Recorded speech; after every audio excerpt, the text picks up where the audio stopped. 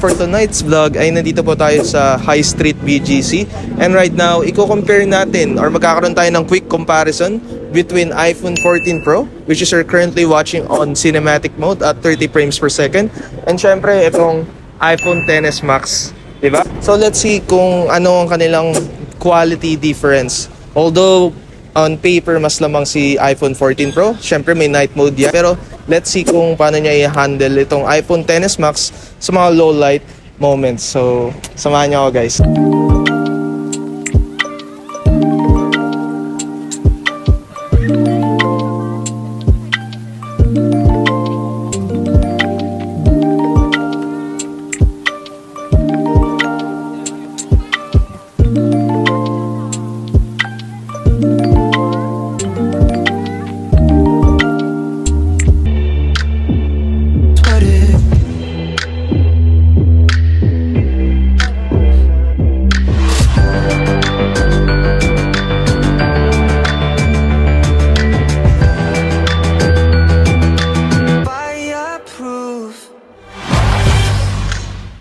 So yun nga, no, what's up sa inyo mga pare, chong, dude, soul, bro, beshi, bex, mamshi, sisi, bakla at kung ano na pa ang tawagan yung mga tropa peeps. I am Joseph, at kung bago pa lang sa akin channel, subscribe na yan mga baklang to. Keep safe everyone. So alright guys, for today's vlog, or for tonight's vlog ay nandito po tayo sa High Street BGC, and right now i-compare natin or magkakaroon tayo ng quick comparison between iPhone 14 Pro, which is you're currently watching on cinematic mode at 30 frames per second, and syempre itong iPhone XS Max, diba? So let's see kung ano ang kanilang quality difference. Although on paper mas lamang si iPhone 14 Pro, syempre may night mode yan, dito kasi wala, pero let's see kung paano niya i-handle itong iPhone XS Max sa mga low light moments. So samahan niyo ako, guys.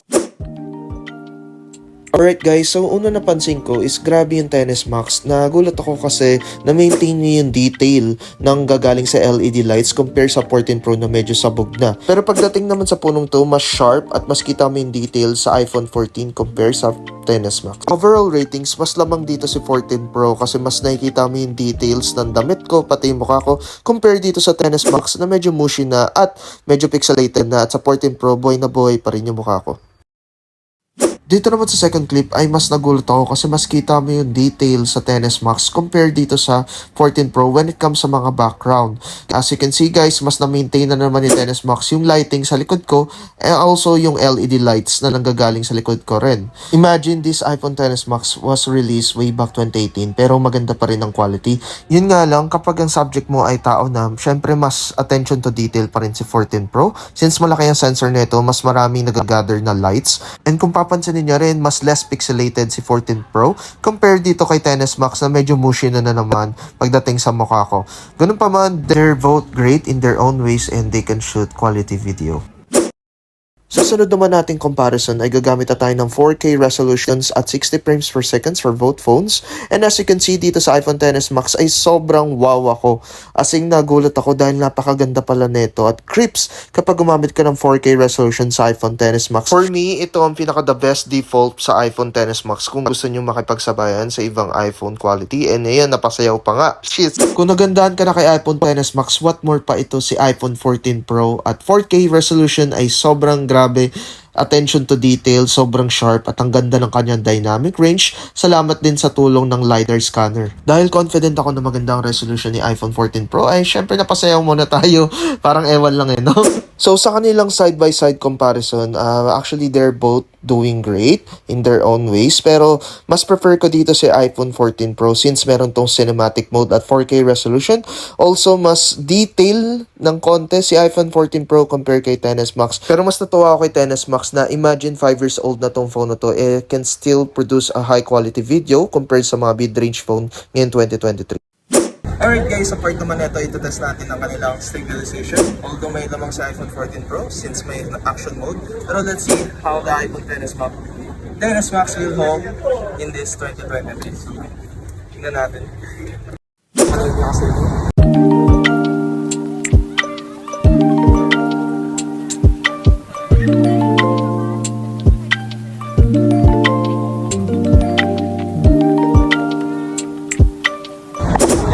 na pinaka-stable.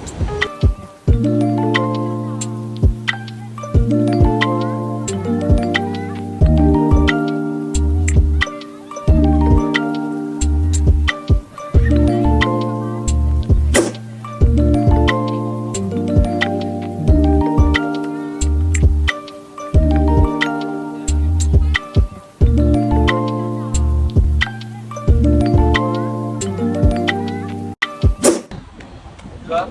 So, ano masasabi nyo guys? So, syempre subjective to. Depende na po sa inyo yan. Pero, as you can see guys, medyo nag-zoom in ng konti si iPhone 14 Pro para ma-stabilize talaga yung video, nag-crop in siya. Pero, kayo nang bahala. One last one.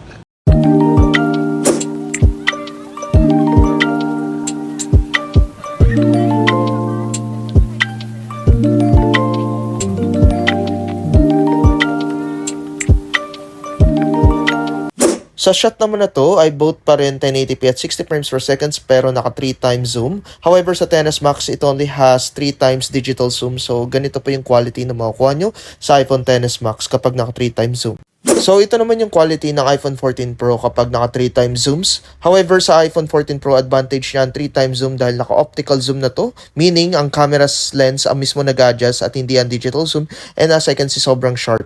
So sa final vertigo na to, as you can see sa iPhone XS Max, nakikita yung rays ng green lights which is kind of disturbing o nakakairita sa ibang tao, pero sa iPhone 14 Pro, sobrang sharp dahil na rin to sa 3 times optical zoom. Still, I can definitely say both phones are producing high quality video.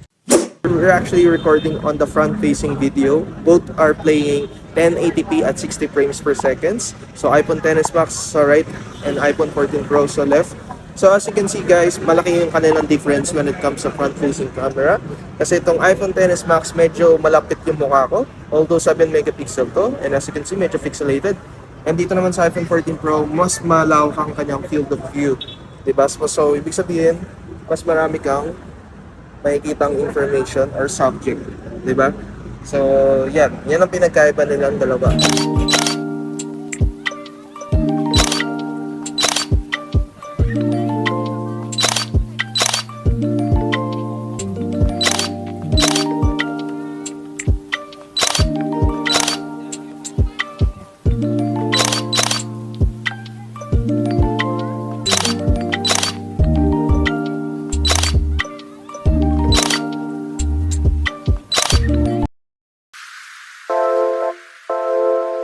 Hi guys, so dito na nagtatapos ang vlog. So if planning nyo bumili na ng iPhone XS Max, well, I definitely go for iPhone XS Max this 2023, especially mura na lang siya ngayon.